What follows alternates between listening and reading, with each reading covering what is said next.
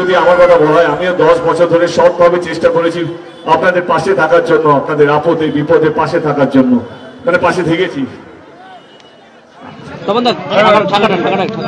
Sir একটা কথা বলবো, হ্যাঁ বলো।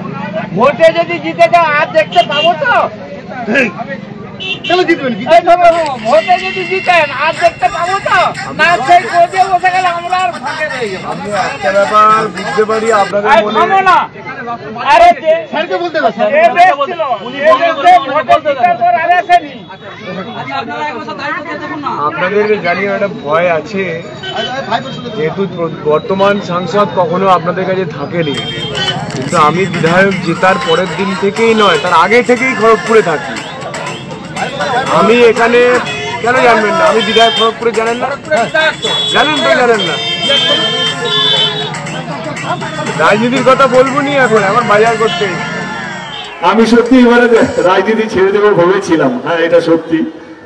আমাকে অভিজ্ঞতা বলে এটা বলতে আমি ভেবেছিলাম এবারে একটা নতুন মুখ আসুক, কিন্তু দিদি এবং অভিষেক বাবু জোর করে ধরলেন। যখন রাজনীতি যখন ফেরত আসতেই হবে, যখন আবার রাজনীতির মধ্যে নামতেই হবে, তখন আমার মনে হলো কি কেন নয়, যাদের জন্য রাজনীতি করছি, মানুষের জন্য, তাদের হয়ে একটা কাজটা করে দিই। তো দিদিকে আবদার করে বললাম ঘাটাল মাস্টার প্ল্যানের কথাটা যদি আপনারা করে দেন, সঙ্গে সঙ্গে হ্যাঁ বলে দিয়েছি।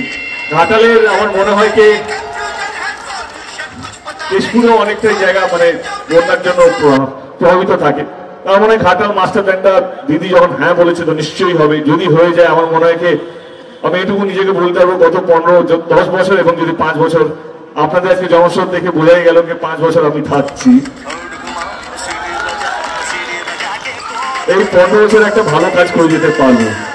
বাকি আপনারা যা ভালো বুঝবেন তাই করবেন। 25শে মে আমাদের নির্বাচন। যদি আপনাদের মনে হয় আপনার এই ঘরের ছেলে, আপনার এই কেশপুরের ছেলেটা গত 10 বছর ধরে সৎভাবে কাজ করতে পেরেছে,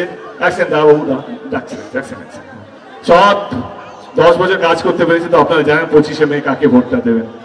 ঠিক আছে?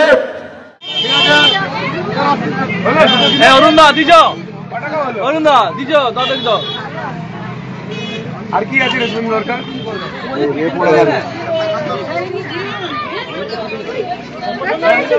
জামা কাপড় সব নিয়ে গেছিস সার্ভিসে? মোটামুটি দেখতে হবে। কটা হলো?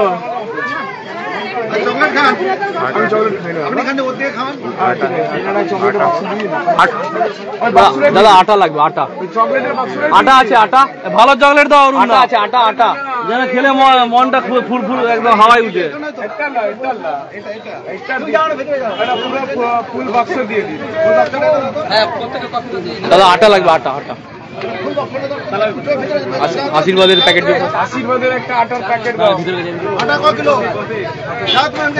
1 কিলোর প্যাকেট নেবে, 2 কেজি নিলে 5 কিলোর হয় আর 1 কিলো, 1 কিলো 2 কিলো নিলে হবে। তাহলে 1 কিলোর দুটো প্যাকেট দিয়ে আমাদের কাছে ব্যাগ আছে তো, ব্যাগ আছে তো, হ্যাঁ ব্যাগ খালি আছে। ভালো দেখে দিবে একদম।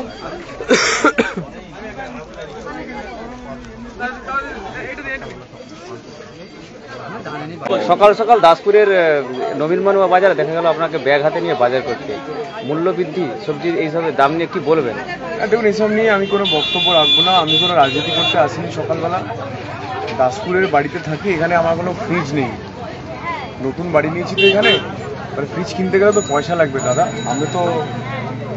আমাদের কাছে তো আর ব্ল্যাক মানি নেই, গরু চোরের টাকা নেই, বাড়ি চুরির টাকা নেই যে আমরা আসবো যাবো ফ্রিজ কিনবো, সামনে কনভয় পিছনে কনভয় থাকবে। ফলে রোজকার রোজ করতে হয়। আজকে সকালে যে ছেলেটা বাজার করে ওর শরীরটা খারাপ হয়েছে, এত রোদে ঘুরে ঘুরে ওর লু লেগে গেছে। বললাম তুই তাহলে থাক, আমি যাচ্ছি বাজারে। মাননীয় তপনদাকে বললাম, তপনদা বাজারে যাবো, আপনিও আসুন, দাদারও বাজার আমার বাজার একসঙ্গে করে নিলাম। আর মানুষ জানে দ্রব্যমূল্যের দাম বেড়েছে না কমেছে, এসব নিয়ে মানুষের প্রতিবাদ করুন। দেখুন, মানুষ নিজের রক্ষা মানুষকে নিজেকে করতে হবে, কেউ তো মানুষকে রক্ষা করতে পারবে না। মানুষের দাম বেড়েছে, জিনিসপত্রের দাম বেড়েছে, তারা জানে যে পশ্চিমবঙ্গ সরকারের কি অবস্থা। বা রাজনীতির কথা সকাল সকাল না বলাটাই বেটার।